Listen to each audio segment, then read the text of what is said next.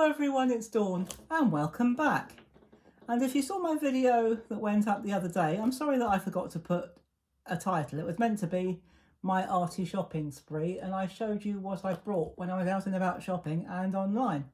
But today I thought we'd do something a little bit different.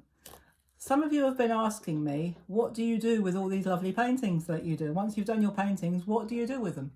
Well, I'm sure some of you already photograph your paintings. So once you've done those photographs, why not turn them into useful products? So there's no demonstration today.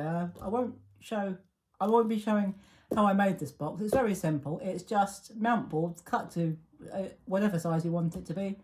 I covered it with some gorgeous wrapping. This is just ordinary wrapping paper, and glued it together.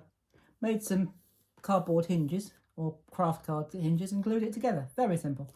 But this is what I've come up with when I finally got it right. So I've die cut, for all you crafters out there, I've die cut a sunflower. This is a sunflower themed, and it's a letter writing set, which I've designed to sit on a table or a desk. So I'm going to take it out and give you a better look. So I hope my head doesn't get in the way. These, I've done some note cards and I've done some writing paper. So let's just slide that out the way. So I've done some sunflower note cards like that. Now, if I just slide that to one side, this again is just a different type of wrapping paper. And I get most, if not all, of my wrapping paper from Paperchase, which is a stationery store in the UK.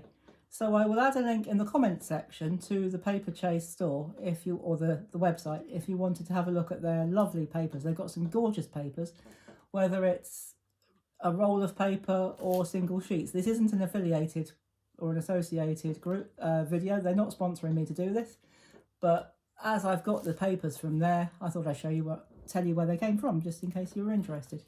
And this is just an ordinary white cardstock. So when you open it up, you've got plenty of room there to write a little note. There's no sentiments or greetings inside. So these are just note cards rather than greeting cards. And the other thing I've done, I've got some envelopes there as well. And the other thing I've done is I've done a bit of art and a bit of craft and overlapped the art and the craft. Now this is a stamp. I didn't draw this freehand, I have to admit. This is a stamp, and this is a little writing. I've made some writing paper, and what I've done as well, just to make it a bit easier, because if you're anything like me, you start writing or trying to write on plain paper, you end up either going uphill or downhill. So what I've done is I have made a sheet of the same size. This is just plain copier paper, and I've used a Sharpie pen and ruled some thick lines, and they're about 1 centimetre apart. And then what we do is we lay our paper over there. I'm not sure if you can see the lines through that paper from here. And then you would take your pen and obviously put the nib out. And then I'm not going to write on this because this is going to be a gift. And you can see the lines through, and it'll give you beautiful straight lines for your writing. So there is our writing set. Now, I'm just going to see if I can bring this all back together. So that will go at the back, like that. I'll just tuck that at the back like that.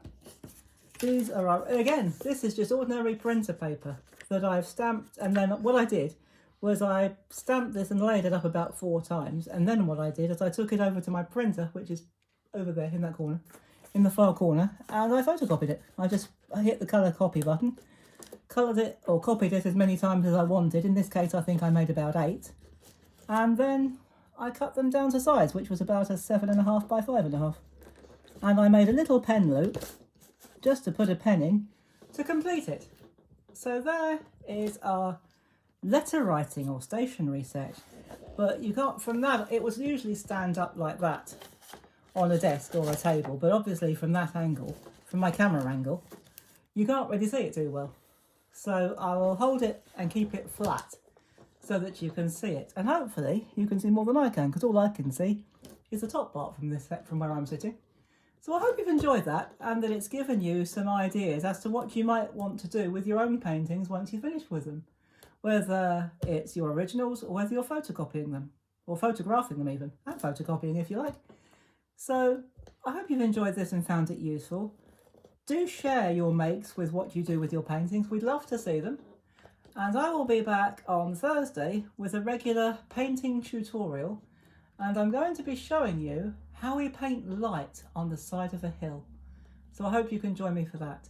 And in the meantime, thank you so much for watching. Take care everybody, have fun, and as always, happy painting. Bye bye for now.